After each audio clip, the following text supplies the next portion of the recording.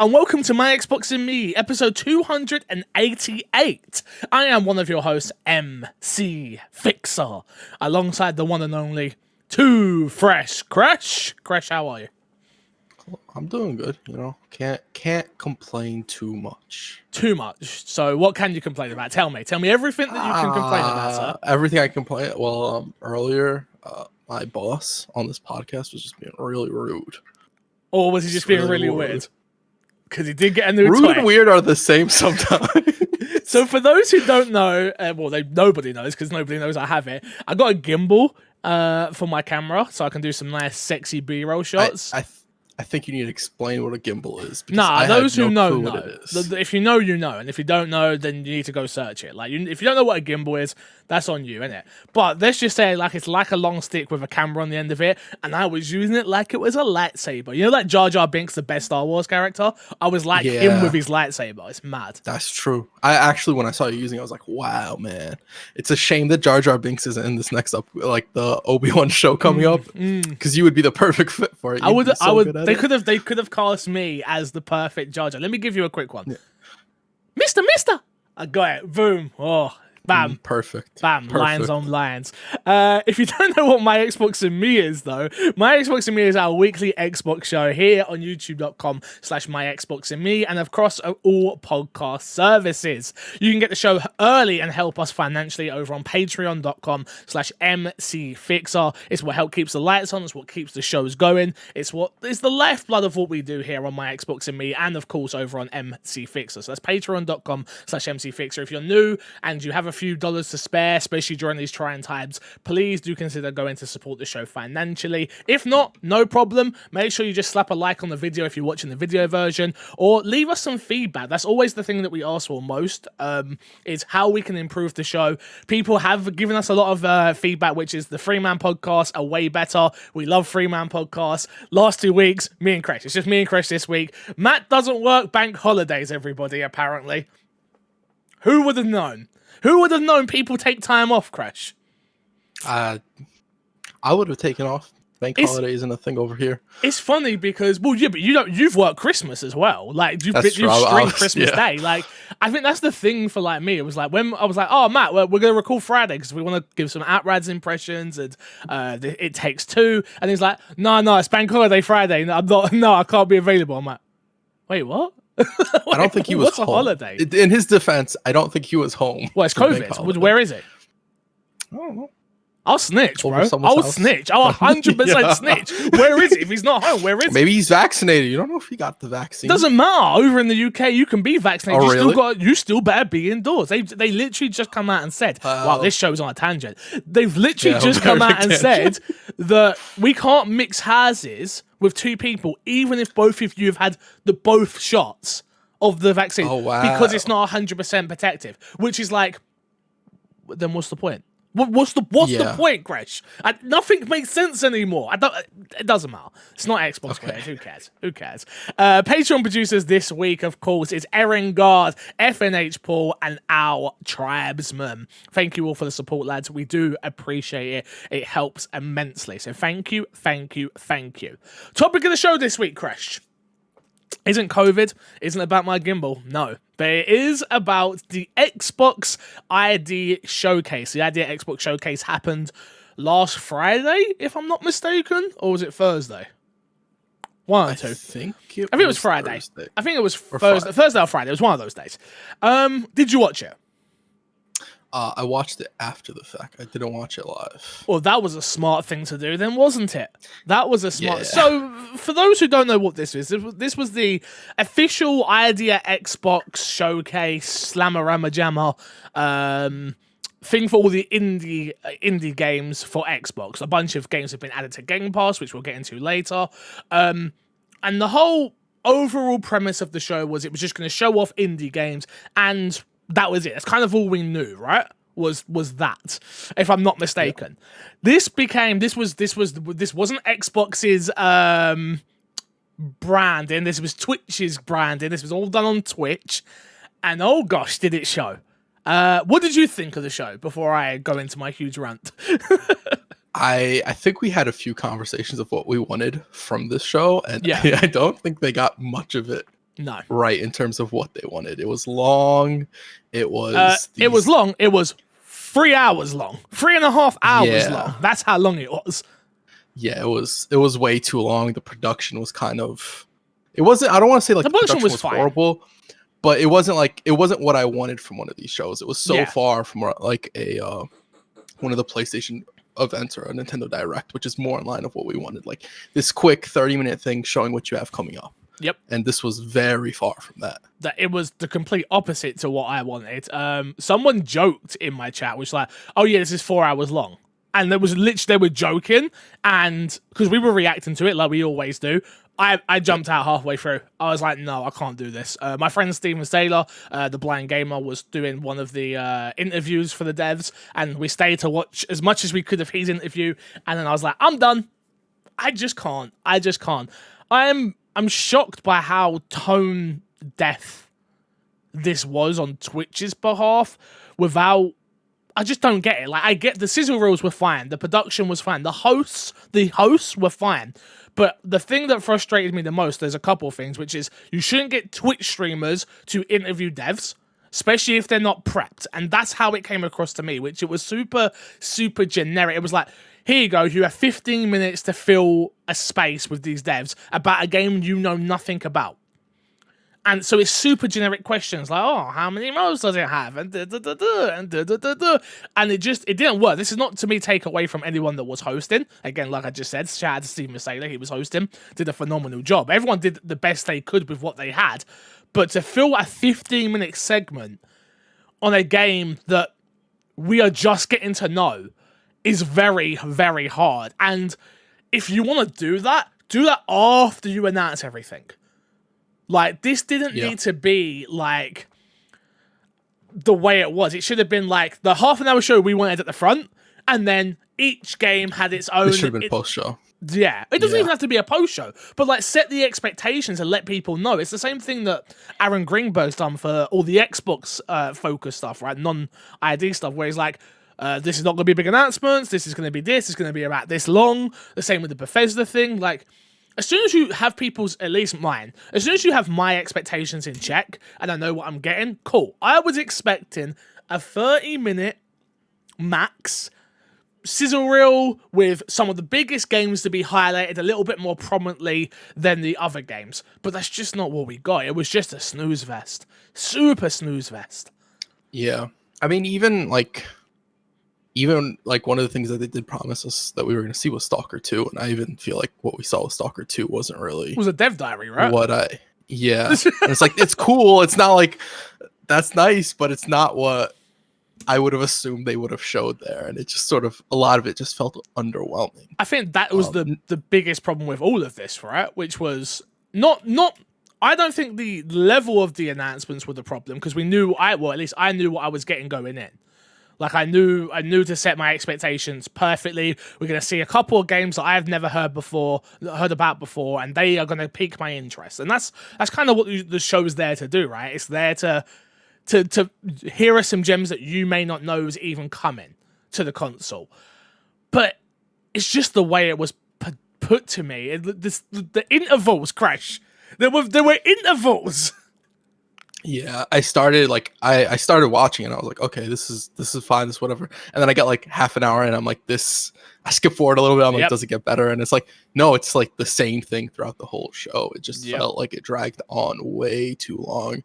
I agree with you. Like, it should have been like half an hour in the front of like, here's a sizzle reel of like all the stuff that we're going to be showing off. And then you go into like the breakdowns of all the stuff that's there and you do the interviews and everything. I feel like it would have made it much more consumable for the people that wanted it there, because they'd also get a sense of like what's showing up, like, oh, I'll tune in here for now and for this segment and for this person and whatnot.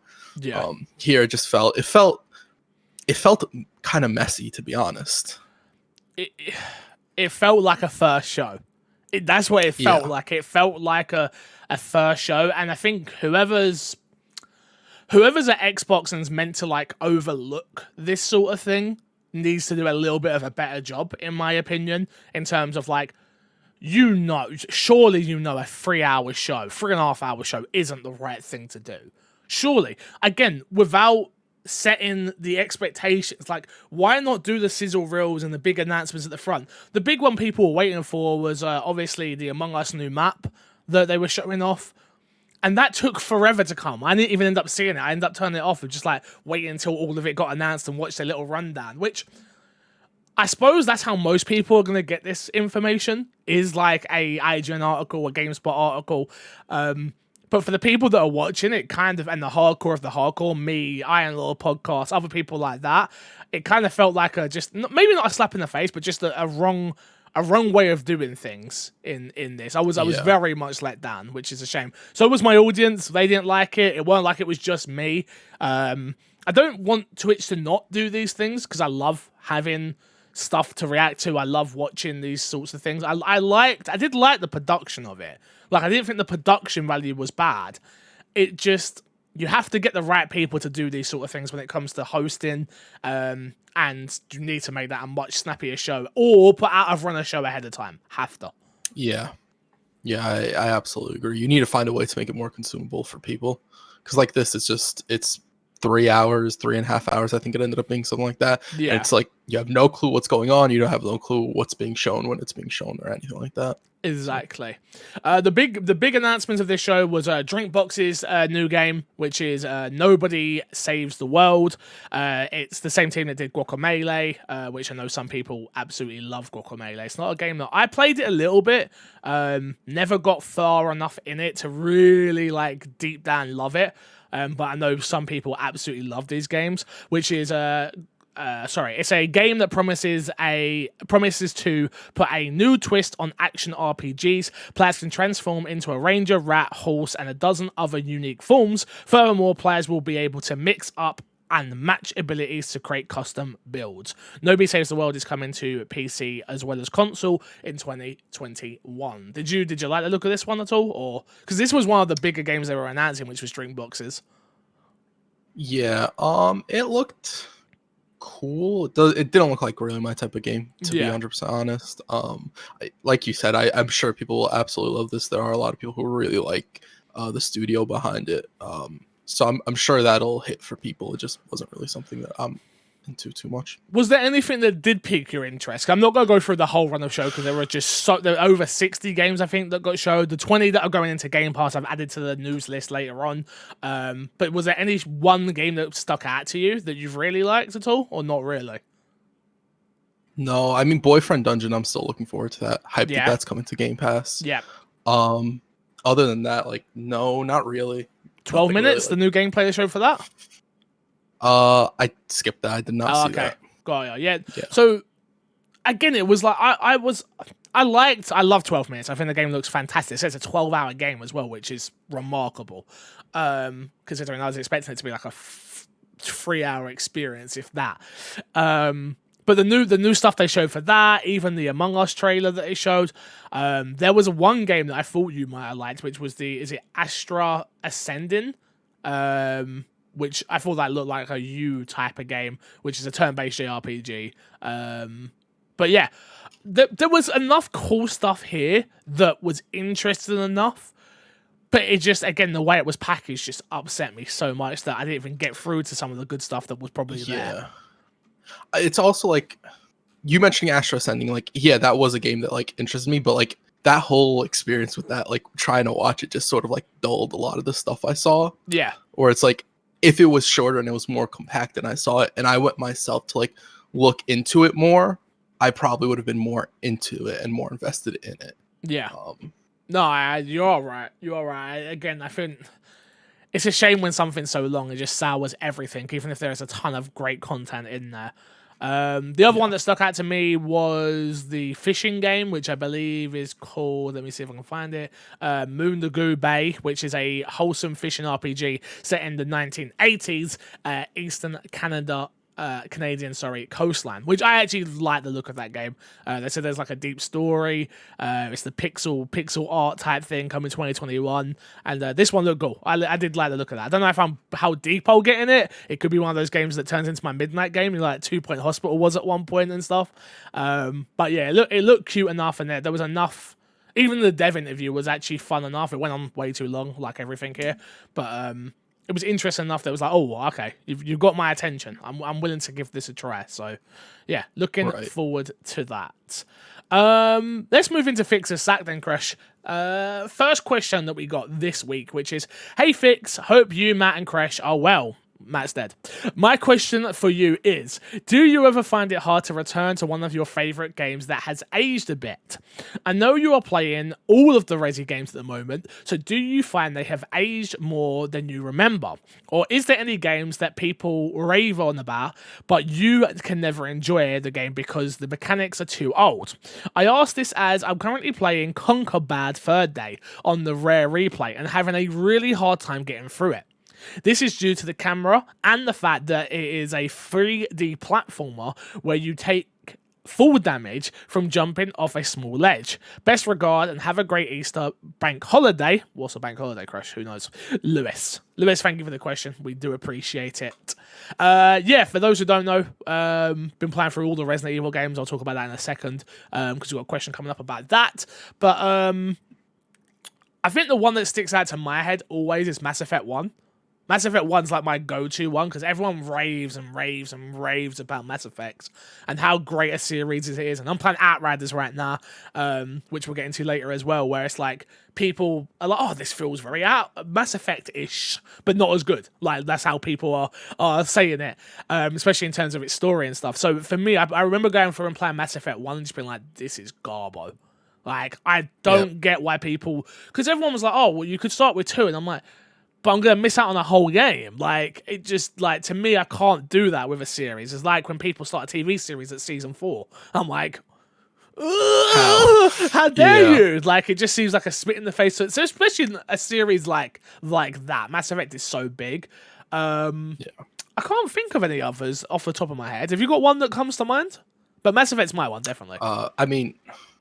Kingdom Hearts 1 is like one I always look at. Oh, okay. It's a case where like I forgive how clunky it is just because like a lot of nostalgia with that game. Yeah. But like I can't think of like me going and playing that game the first time through and like actually enjoying it because it plays pretty poorly. I didn't think it and played I think that's that being bad. kind to it. I didn't think it. You played the final mix version. So the version you played because you played it on the PS4 at the time. Yeah, I think you were playing it. I've got it on Xbox that's now, the final mix version, and that's better than the original. Oh, and mind you, that's not okay. great. That's more in line with how Kingdom Hearts 2 plays. But like the original way back when, that played so bad. Because like a lot of the stuff is like you have to go through the menu, but the menu system was so bad that it just made it a really big mess to play with. Mass Effect's definitely one of them as well. Like I remember you were playing Mass Effect and everybody was like, you gotta play Mass Effect 1. And I was one of the people that was like, skip if you really want to play Mass Effect, just skip Mass Effect 1. It will ruin your experience with the game. And it did. Yeah. It definitely did. I'm playing through Resident Evil at the moment, and I am having a great time because tank controls do not bother me, and the fixed camera angles do not bother me, and actually add to that game. And you can go listen to the Resident Evil podcast, Resident Evil Revisited, over on my personal YouTube channel, youtube.com/mcfixer. But yeah, for me, no, I can understand the full damage one would be a huge one for me, especially after playing everything, Apex, Borderlands, all those type of games. Anytime I take full damage now, I'm like, why is this even a thing anymore? Like, yeah, it's definitely something that's harder with like platformers. Yeah, like those tend to age a lot worse because like I look at Doom, like the original Doom, and I'm like, that game to me hasn't aged fantastic, but I understand that people go and play it, and for me it's more of a visual thing. Yeah. But you could go in and jump into that game and you're absolutely fine with it. But with the platformer, like I remember when they remade Crash Bandicoot, they upped all the graphics, but like the game functioned the same, and it's like, it's still hard. This didn't age well as well. Yeah, because it's not like it's actually hard. It's that the hitboxes kind of don't make sense for a lot of the stuff. Yeah. So yeah, I mean, a lot of the old games haven't aged fantastic, and I think it is kind of hard to go into them, especially if you want to introduce people to some of the older games. It's kind of hard. Like, what do you pick? Do you pick the first game in some of these franchises? No, you pick the remakes like we did. Yeah.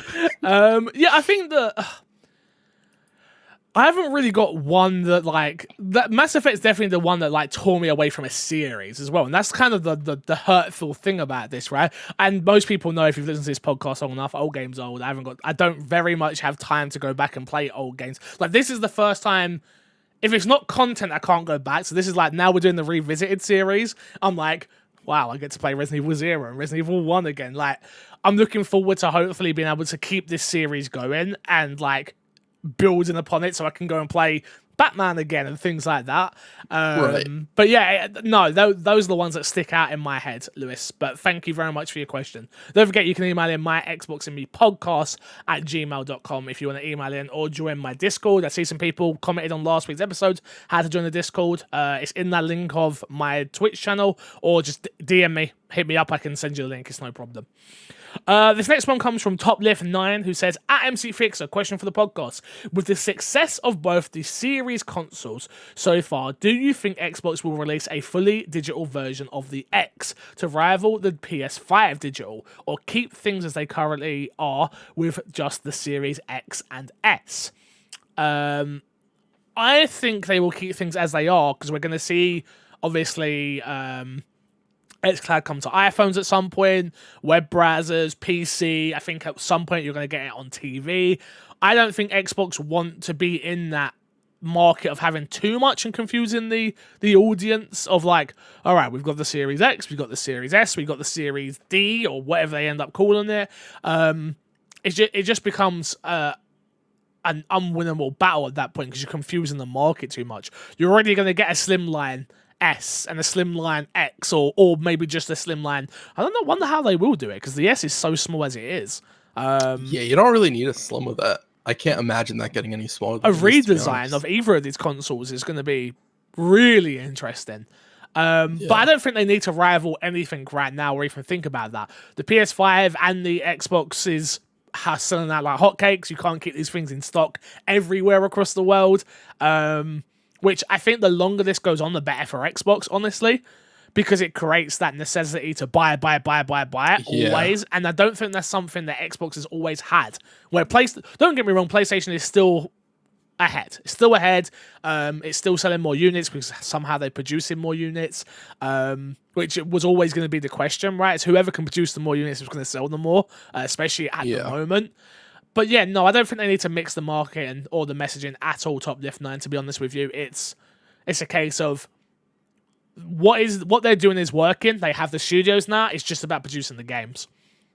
Yeah, I think that if they were to introduce something that's supposed to be the Series X, just all digital, it just confuses what Microsoft is doing. Because the Series S is supposed to be an all digital next gen console. If you throw in another all digital version, does the Series S lose value? Like maybe they do that like in the future when the Series S is sort of can't compete really with what some of the games want to do, and so it's just natural you cycle out the Series S, it being the weakest console, but that's not for like another few years. I would think. The S doesn't have a disc tray, right? Like the S doesn't have a disc tray. So it's already that all digital console. Yeah, it's just not as powerful. I assume from what he's saying is like you want one as powerful as the Series X, just all digital, just no disc tray. That's the only thing you want to remove from it. And I don't think that's feasible for Microsoft to do right now. I don't think it's a good idea for Microsoft to do it. You know what the other thing is, I think, is Xbox have already won on the messaging side of things when it comes to what Xbox are doing with their backwards compatibility.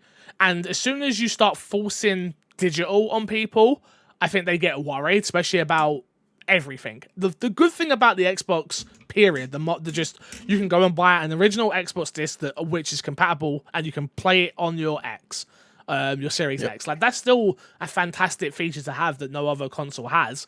So no, I don't see them replacing it. I wonder if we'll even get I assume we will get the more powerful increment upgrade in 5 years time, like we did with the One X. But who knows?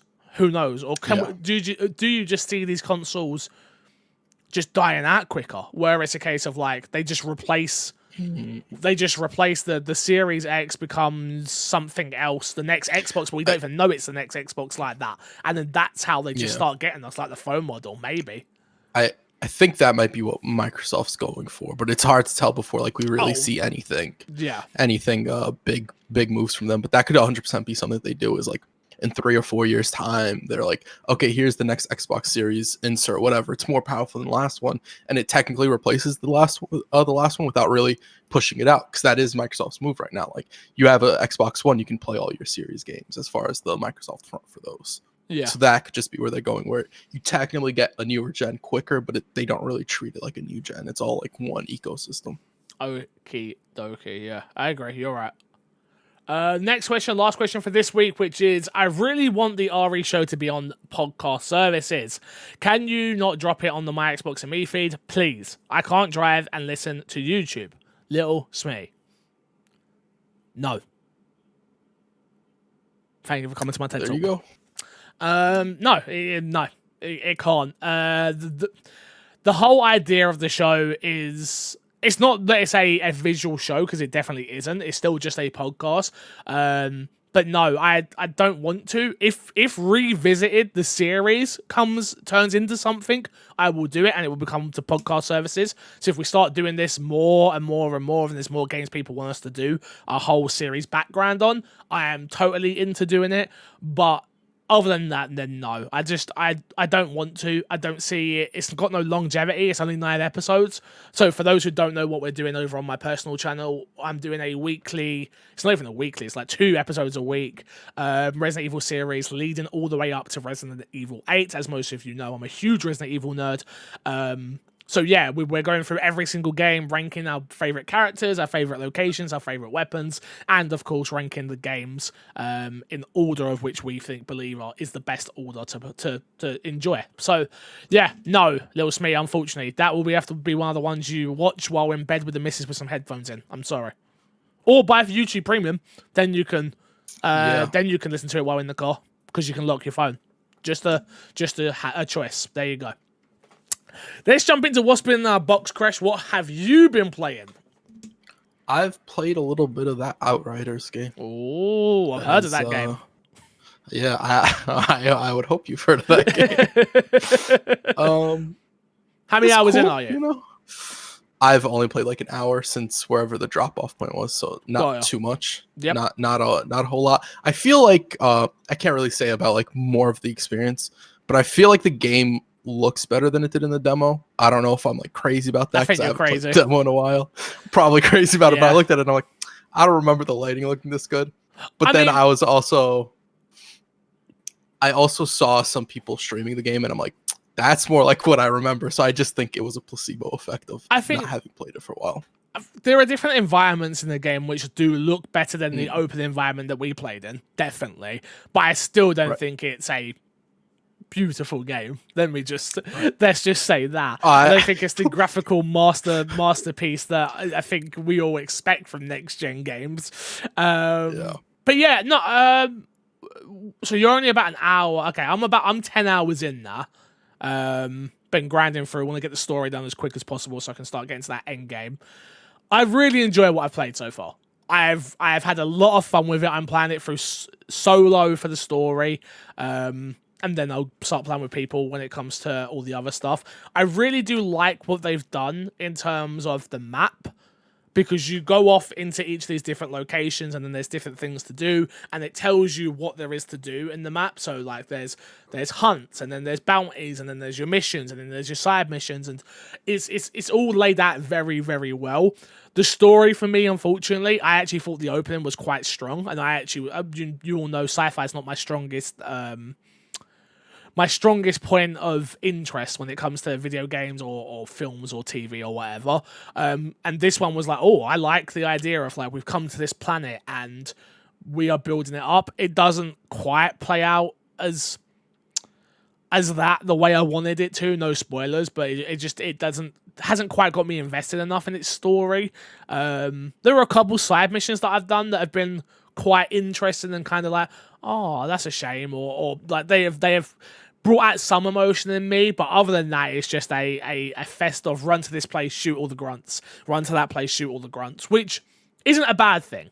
It has a great variety in its enemy types. I keep saying, since Avengers, like every time I play one of these type of games, I'm like, 1, 2, 3. All right, that's different. I see like one different bug or something. I'm like, oh, there's another one. There's another new enemy type. Like, it's a nice feeling to have in terms of like, I'm not shooting the same thing every single mission, Right.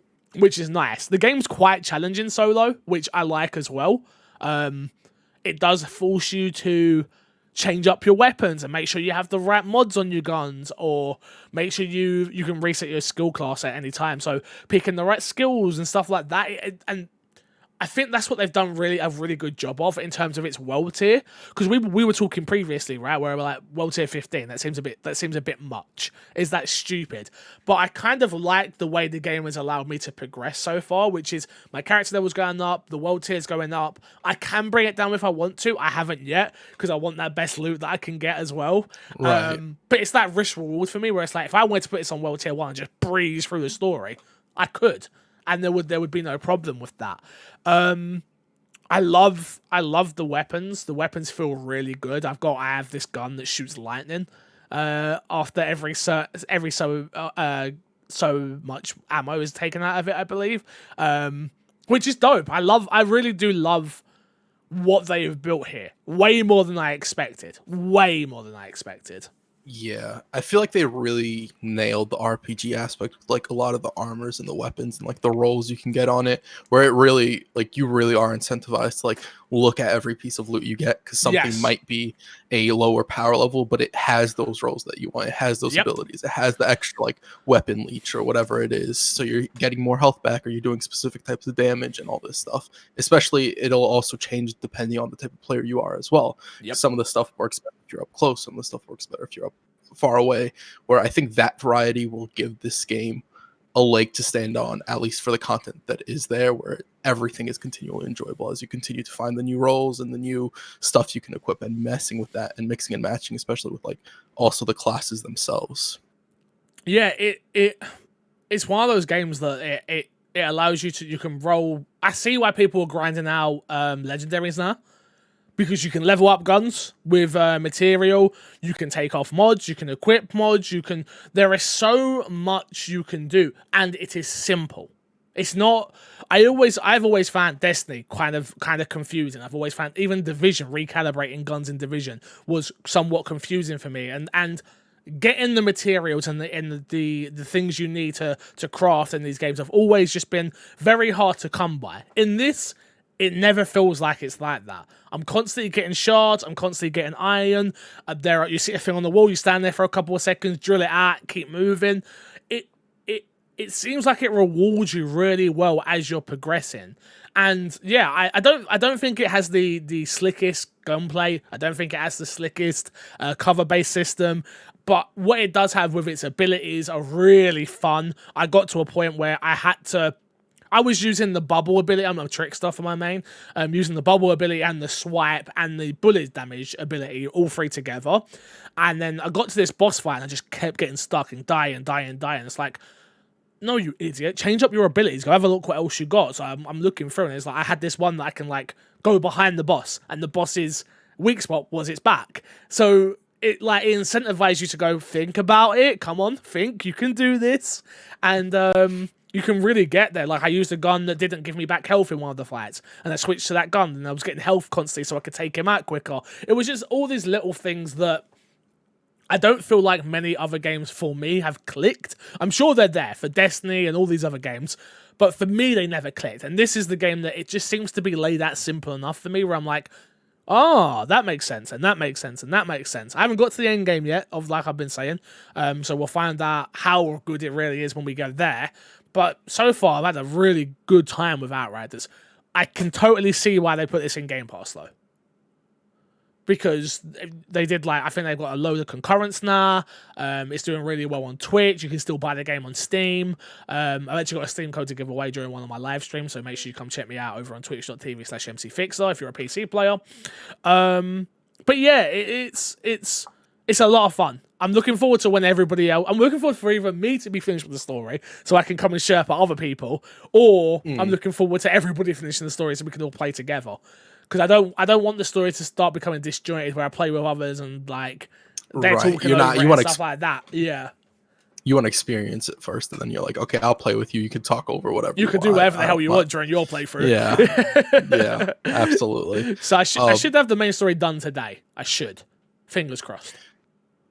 do you think it's lived up to what you wanted from the game? Yes, from what I wanted from the game, it is exactly what I wanted, which is a looter shooter with no expectations. You don't need a second job to play this game. You don't need a spreadsheet to play this game. You don't need any of that. And that's all I've ever wanted, right?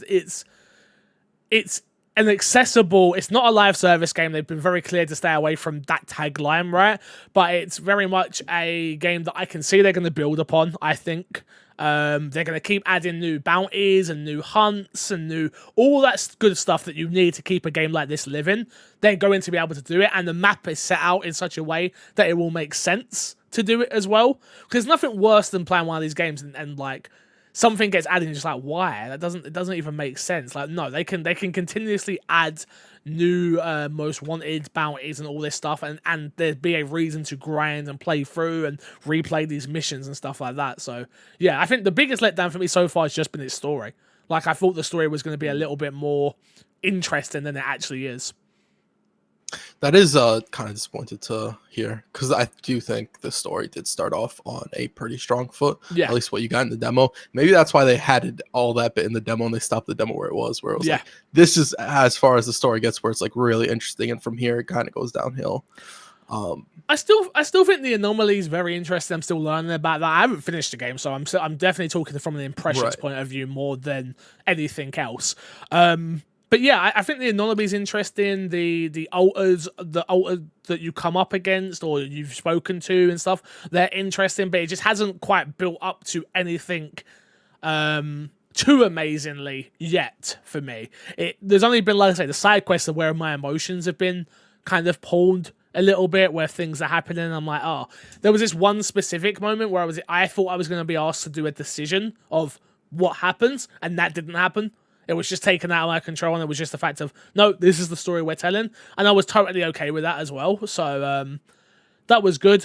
Jakob's an interesting character. Not interesting enough, though, that it makes me want to...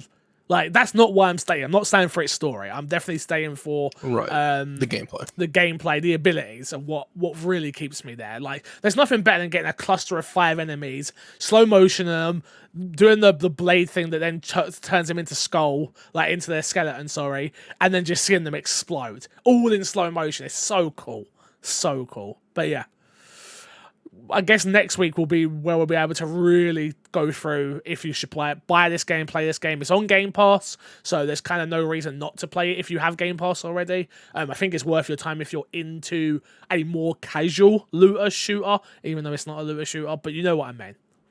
No, I would classify it Is it a looter shooter? It's just not a live service, right? It's not just not a live service. Yeah, I would classify it as a looter shooter, yeah. Got ya. Yeah. That's that. I've also been playing a little game called It Takes Two. Myself and Haley, for those who don't know, my fiance, played the first hour of It Takes Two, and honestly, just off its first hour, I can see it probably being my game of the year once I finish it. Like, yeah, I've heard a ridiculous amount of good things about this. We should play it. I'll be honest. I know we said about playing it. I've got Haley's not used the online thing because we're playing it local. So if you want to run through the game, I don't think it's going to be that long. So I'll finish it with Haley, and then we should probably run through it again. Maybe we'll do like an evening my Xbox and me live stream, and just go through it together. Because it's a lot of fun. It's a lot of fun. The story is everything that I just said it wasn't of Outriders.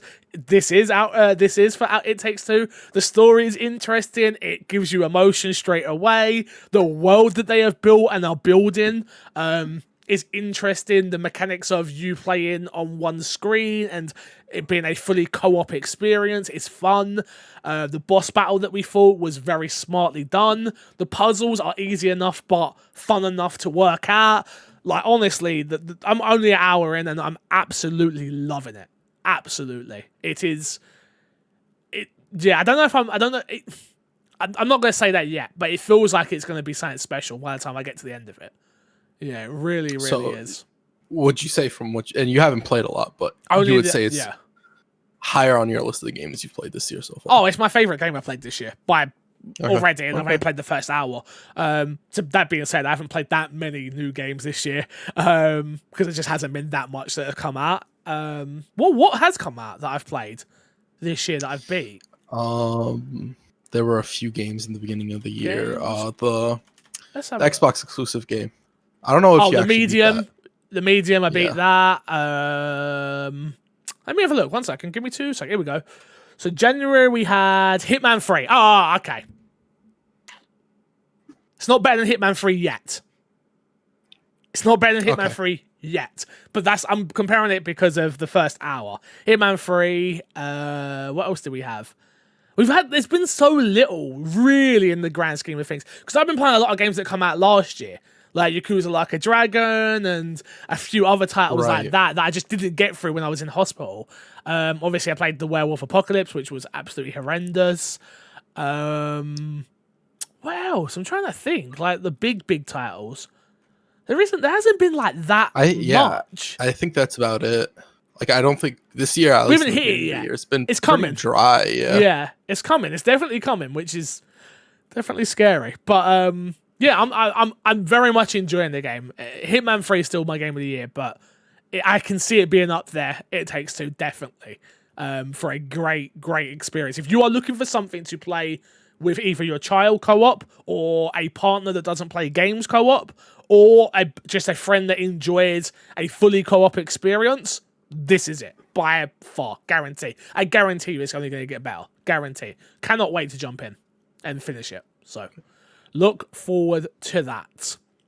Let's get into the news this week, Crash. This week's dashboard is very light, but you had 20 Idea Xbox games that are launching on Game Pass day one. Let me just run through the list of these, which is The Art of Rally is coming in 2021. Astro's Ascended coming in 2021. Backbone is coming. Boyfriend Dungeon, which you mentioned beforehand, which I agree with you on that one.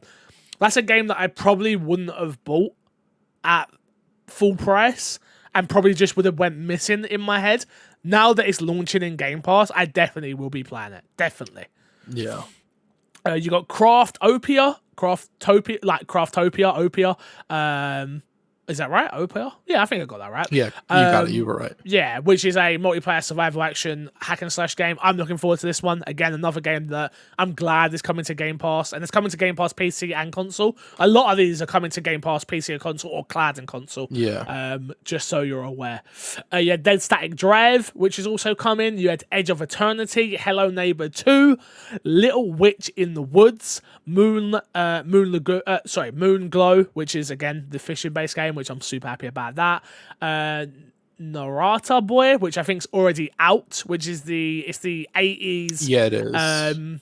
Type game. I haven't had a chance to check it out yet, just because Outriders and It Takes Two and a bunch of other stuff. But I am gonna make especially right now we're in this weird period. Once I've done Outriders, I'm probably not gonna have anything too big to come out. So I want to try and get to some of these Game Pass games. So yeah, that should be good fun. Nobody Saves the World is also coming, which is Guacamelee developer Drink Boss's new title. Omno, which is coming. Recompile, Stable, She Dreams Everywhere, Stalker 2, and The Ascent. Under Dungeon, Away to the Woods, and The Wild at Heart. Some fantastic games are coming to Game Pass, which... This is where Game Pass is going to do really well with the hardcore gamer, not the casual, obviously.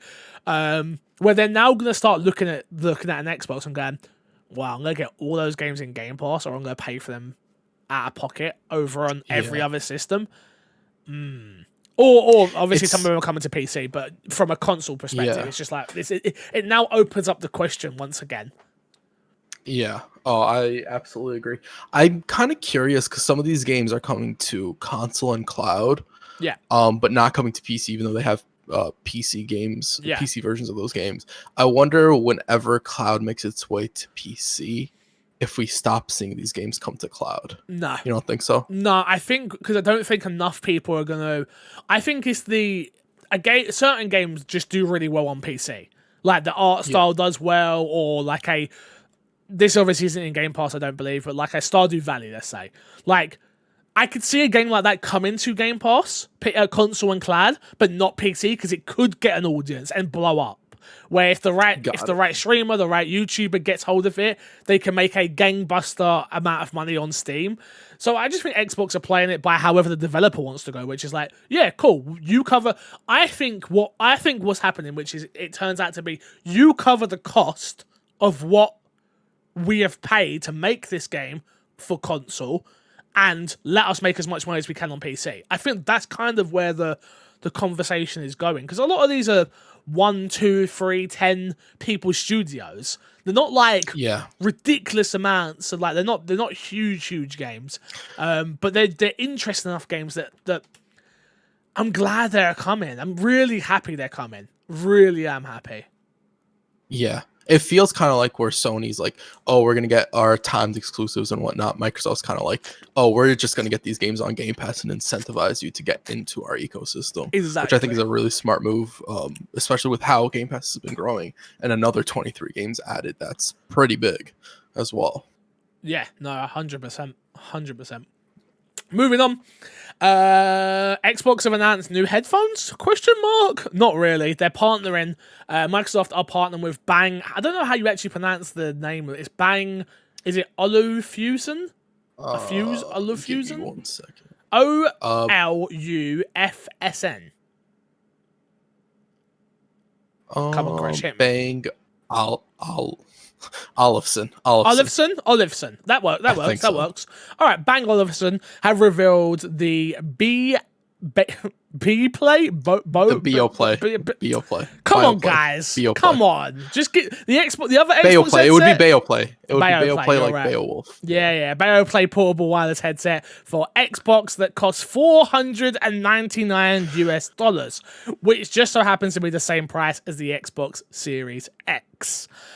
Obviously, I've seen a lot of people talking about this. A lot of people, how dare they charge this much? People need to understand that high-end headsets are not the same as low-end headsets. Yeah. I am not saying the Xbox headset isn't a great headset. I spoke about it last week, I believe, which is for a casual person who wants to play, this is a great headset. But these cost what I've got on me, which are A50s. These cost £350. Pounds. I think on sale they go down to like 200 and something. Like high-end headsets are expensive. And they're not for the casual person. If you really want these, brilliant. I'd love to get my hands on them and review them. I've just got to say. But yeah. They're also not necessarily for hardcore gamers. They're for hardcore audio people. People who really care about the audio in games and stuff like that. Yep.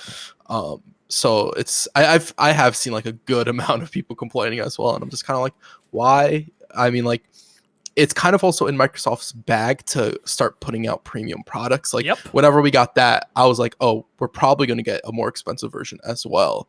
And partnering with the right people, right? I think that's the people who make here. it and make something quality, absolutely. Yeah.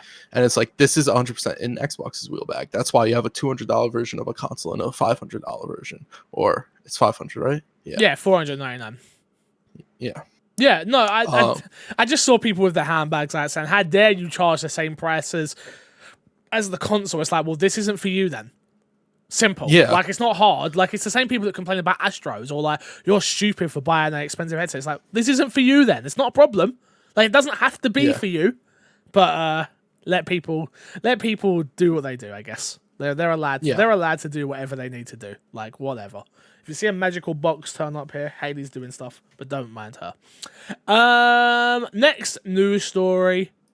Are you gonna buy these, do you think? Crash, you want some high-end headset or not? Do I want a high-end headset? Yeah. No, I'm good. You good with your what have you got right now? I'm gonna be 100% honest. I don't really like headsets anymore. Like, if I want to, I have my pair of Audio Technicas. So like, I'm good if I want a high-end audio, but I'm more in the in-ear earphones from now on. Like, they just bug me too much personally. You're so wrong, but it's okay. It's okay. What? Next story. Wait, I'm wrong if they bug me? Yes. Next story. Backwards compatible reaches cloud for the Xbox Game Pass Ultimate members. This one was on IGN. No, it wasn't. This one was on the Xbox Wire, written by Will Tuddle, the Xbox Wire editor-in-chief. I don't really want to read all this, so go over there and check it out if you want to. The games that are coming to get backwards compatibility are Banjo-Kazooie, Banjo-Tooie, Double Dragon Neo, Fable 2, Fallout New Vegas, Gears of War 2, Gears of War 3, Gears of War Judgment, Jetpack Refueled, touch controls enabled for that one, Cameo, Perfect Dark 0, Elder Scrolls 3, Morrowind, Elder Scrolls 4, Oblivion, Viva Pinata, touch controls enabled, and Viva Pinata Tip, touch controls enabled. Good to see more games come into Clad, and especially these classic games, Crash. Some great games there, other than Gears Judgment. How dare they? What do you mean Gears Judgment is the best Gears of War game? I love Didn't you see no, go on. Whenever they were showing off Square Enix's event with Outrider, it was like critically acclaimed Gears of War developer. Gears of War developer. They made the best one. People keep coming in my chat and be like, "Oh, this reminds me of Gears." I'm like, "Well, they did make a Gears game, not a good Gears game, but they made a Gears game." I think that's the only Gears game I've not beat. The campaign's just not. To be fair, they worked on specifically the campaign. Yeah. And the campaign's not that good. Yeah. I don't know if it's. I don't know if you can really blame them for it, or if they sort of worked with what Epic wanted. At the time, they were Epic at the time. Yeah. Yeah. So. Yeah, this is before the correlation and all that stuff. So. Yeah. Yeah, it's just one of those titles. I'm like, should I one day go back and actually beat that? I probably should, but I mean, it might be a fun time, you know. There's Gears 5 content I've still got to go and do. That little story thing they added. Yeah, I still haven't done that. Have you done it yet? I haven't done it yet. Just remember, you didn't play it with me because you were going to play it with somebody else. Remember that. Just remember that. Wait. That's not how I recall it happening. I remember Moving it got on to the announced, next story. I reacted to it. No, you don't shut me up. How dare you, sir? And then I said, should we play it? And he was like, no, I'll play all my Gears games with Ben. What? You know? That's actually not what happened with this. Do you remember what happened? Because you're actually spinning it incorrectly. I think I said that. If I'm being honest, I'm definitely spinning it because I'm pretty sure what happened was it got announced. I said, oh, you're probably going to play it with Ben. I'll play it with Haley. And then I just haven't got around to it. I think that's actually what happened. I was going to let you get by too. I was just like, let's move on to the next thing. Shut up.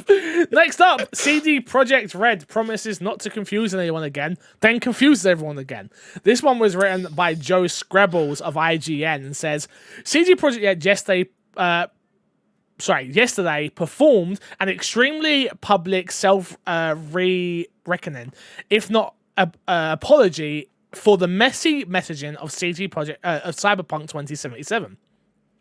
The company made clear that it will change its policy on marketing to avoid misleading and disappointing players, many of whom were left confused by the intended final version of Cyberpunk 2077.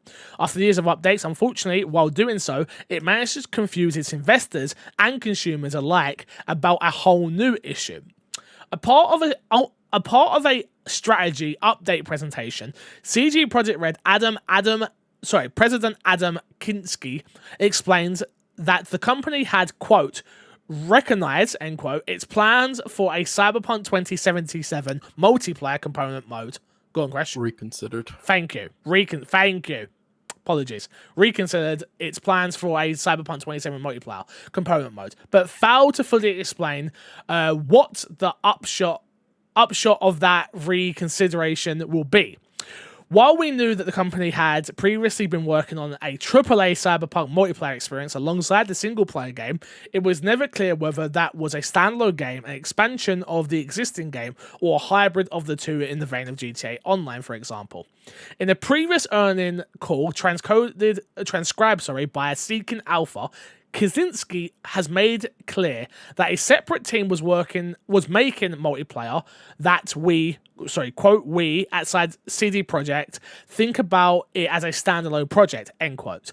But critically never went as far as to say it would be released as a standalone project.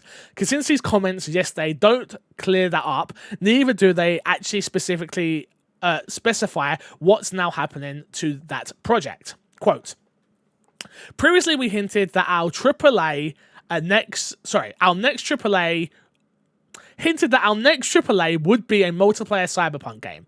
He explains, but we have decided to reconsider this plan. Our new, more systematic and aligned approach, instead of primarily focusing on one big online experience of a game, we're focusing on bringing online into all of our franchises one day, end quote. Crash. There's more quotes here, to be honest with you. There is so much. Yeah. What happened? What happened? I think they're kind of like in a lose-lose spot here, where it's like CD Cyberpunk was sort of like a failure realistically. But it sold well, bro. It sold well, absolutely. You're gonna sit there and say it's a fail? It critically not done poor, and even that it didn't. It's a failure on perception. Okay. A failure on perception. Okay, that's what I meant by failure. Not a failure on like sales. Obviously, it sold crazy. It like had the best PC play rate or sales or whatever. Yeah. But yeah, it had really poor perception to the point where it's like, do they continue making the multiplayer, and are they sure what they wanted? And they sort of put out a statement where like, we're reconsidering the multiplayer, but they don't really. Just like poor messaging is really what it is. Reconsidering the multiplayer can mean so many different things. The rest of the quote says, regarding online, we are changing our approach. We want to have online in our future games. Definitely, but step by step. We're working on specific features, enhancing our single player, but we are not working on releasing the next game as a big online experience. So we are enhancing our single player games with our online experiences. The only changes is that we continue to work on online, not as a main production line, but as a supportive production line together with our single player productions. But we believe that our ideas, once they have been revealed, will be very exciting for gamers as an extra experience in our world, which fits our single player games. What? Yeah, it's just confusing. It's you don't know what they mean from it. It's just like, why? Like, it sounds like they're trying to be confusing on purpose. It sounds like they're like, we're not sure what we're doing, but we have to put out a statement about this. So we're going to put out a statement where you guys don't know what you're doing. And maybe we get a sense of like what you guys want, or maybe you guys just get confused and walk away and like, okay. Like, I don't understand the purposing of the messaging and the wording they used. Their messaging for everything as of lately, since Cyberpunk has come out, has been atrocious. Atrocious. Yeah. How is this the same team that made The Witcher 3? Yeah, it's when do you think they drank their own Kool-Aid? I think they drank their own Kool-Aid, absolutely. Because like I remember they came out like way back with Witcher 3, and they came off as like an incredibly modest studio. Yes. And then throughout the course of Cyberpunk, we've seen them apparently be modest, but the more and more goes by, it's like, oh, you guys were being fake. You guys were like appearing to be modest without really being it. And you hear them talking about it internally, like blaming QA and stuff like that. It seems like in their mind, they were still being that same CD Projekt Red, even though from an outside standpoint, they are so far from it.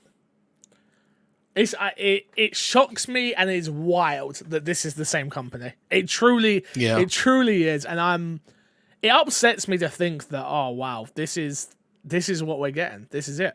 Because I was kind of looking forward to a Cyberpunk multiplayer game, but even playing the single player, I was like, this doesn't feel like it's going to fit as a great multiplayer game. The shooting's not like amazing. You know what it is like, before it came out, they talked about multiplayer, and you saw the gameplay that they were showing, and you were like, yes. Oh, you think GTA multiplayer. And GTA multiplayer is a lot of fun, especially it's an evolving world and it keeps growing, and you see Cyberpunk, and you're like, that could really work with it. But then the game comes out, and it feels like there's so many broken parts, and a lot of those broken parts are actually like AI. And one thing that makes GTA Online works so well is the AI in GTA Online, because I don't think the shooting's great in GTA Online is either. No, yeah, you're right. Absolutely. Is like the cops don't feel great, the people you walk by don't feel great, the world doesn't feel real. Whereas like for this game to succeed, like that world that you'd be playing with your friends in would have to feel real to a certain degree, and I don't think Cyberpunk just hit that mark. Speaking of Cyberpunk, we've got one more. They have acquired a Canadian development studio. CD Projekt Red has announced that they've signed contracts to acquire Canadian studio Digital Scalpers. Digital Scalpers studio based in Vancouver has been working with CD Projekt Red for 3 years during the production of Cyberpunk 2077. The studio will become CD Projekt Red Vancouver and join the developers' portfolio of teams that include the 3 existing ones based in Warsaw, Carco, and Claw. I hope I got that right. Quote, we believe that the hugely talented Digital Scalps crew is the perfect foundation upon which to build a wider CD Projekt Red Vancouver team, said Paula Zodley, head of production and CTO at CD Projekt Red. Cool. More studios being bought up. They clearly, like I just said, they clearly made their money, so they can afford to do this. Obviously, I don't blame anyone who's worked on that, and good for them, for the studio to get that level of stability, which is always a good thing. Always a good thing. Next up, PAX East Cancelled 2021. Organisers cautiously optimistic for PAX West and PAX Unplugged. PAX, the organisers Pop Read and Penny Arcade have announced that PAX East 2021 has been cancelled. Quote, in light of the ongoing public health concerns, Read Pop and Penny Arcade will not hold PAX East this year. They put out a statement saying that. Crash, this is not surprising, right? Yeah, no, not at all. I don't think it's soon enough for big events like this to start happening, at least in-person events. Yep. So this, I think I would be more shocked if people, and I'm sure people thought that PAX East was still going down and they were planning it like, I'm gonna buy my tickets, I'm gonna get an Airbnb and whatnot. Yeah. But yeah, I think even for like, they say they're optimistic for PAX West and whatnot, but I wouldn't make plans around going to any of those events. Yeah, until it's like, we're good, you guys can come to it, and like the states start opening up themselves, and whatnot. I wouldn't be too hopeful for most in-person events. Same over here in the UK. Like, they're like, oh, we're gonna have a third lockdown after this new one opens up in June, and and I'm just like, you know what? I'm over it.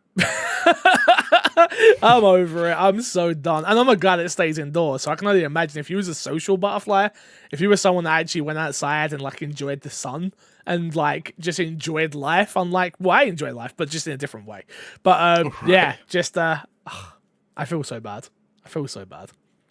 Next up, EA Sports announces their new PGA Tour game. EA Sports has announced EA Sports PGA Tour, a new next-gen golf game that is currently in development.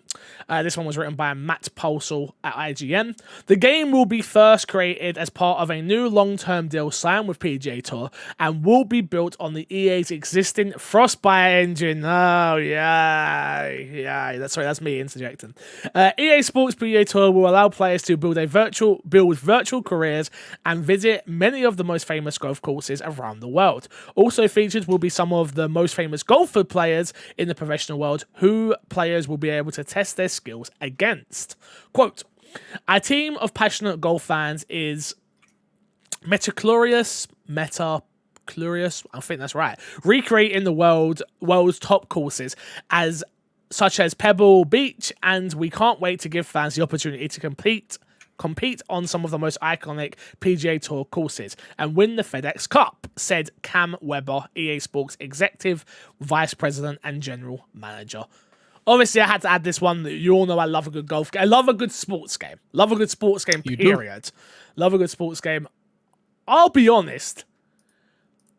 The 2K PGA game, the 2K golf game, was really good this year. Or last year, sorry. So they've got like an uphill battle for this one, to be honest with you, where I'm like, are you guys going to be able to pull this off? Like, this could be NBA Live all over again, where like they jump in, they do it, and then they go, no, I was joking. We didn't mean it. We were joking. That game was a prank. It was April 1st, right? Yeah, exactly. Yeah, I don't know, man. It's I'm happy that there's going to be more golf games out there, I guess, because competition breeds success in all ways of life, especially with something we haven't got We haven't got it in other games. Like FIFA and PES is not even close anymore, I don't believe. They're different games, they're drastically different games, but just FIFA's just absolutely killing it. So I'm happy to see more of this. Obviously, more wrestling games, more golf games, more NBA games, all of it. NFL games, just give it to me. I love sports games. So, are you excited for this game? I won't say I'm excited, because the excitement, I don't get excited about much anymore.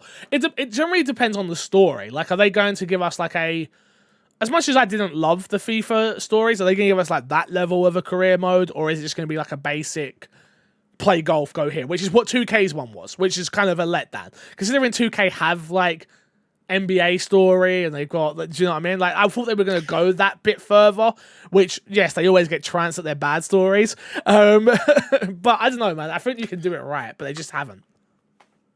How many sports stories can you have without them starting to all feel the same? You think so? Yeah, because it's giving people different players of different backgrounds and how they come up. And think about especially from a golf game from the start, right? You start off as a kid and you and your dad are practicing in the back garden, and then blah blah blah. And he does his first junior tournament, and then you progress up to the pros, and then that's where the story ends. And then it turns into like a normal career mode. Like just little things like that, but giving it from different people's backgrounds that's what sports is at the end of the day. Like, we don't just love these sports people because of their ability to throw a ball, kick a ball, putt a ball, drive a ball. It's the stories behind them, right? And that's always the thing they need to get right in these sports titles and stories, which is dive deep in. NFL did it with Madden 19, I think it was, which we all were like, wow, this story is really good, because it was a player getting his second chance and he's learning the plays and he's doing this, and it was teaching us about American football just as much as it was teaching the character. It's all those things you can do. It's just it has to be done right, to be honest with you. So I think you can do plenty of them, personally. Okay. Games with gold this week, or this month, I should say. April's game with goals have been announced. We have Vikings Wolf of Midgard, April 1st to April 30th. Truck Racing Championship, April 16th to May 15th. Dark Void, April 1st to April 15th. Hard Corps Uprising, April 16th to April 30th. Crash, is it time to just wave a white flag on Games with Gold? Yeah. Because PlayStation Plus is killing it. Killing it. Yeah. Absolutely. Games with gold just haven't been. It's been a long time since I think Games with Gold has ever had like a consistent basis of being good. Oh, okay. I'm gonna allow it. Because they've had moments. Yeah, I was clear Evil with what I said. 1 was on there. Don't forget that. Yeah, I don't know if I'd put that. I'll skip that. I like, they have moments where it's like, oh, Games with Gold, like maybe they're back, and then you go to the next month, and it's sort of like, nope.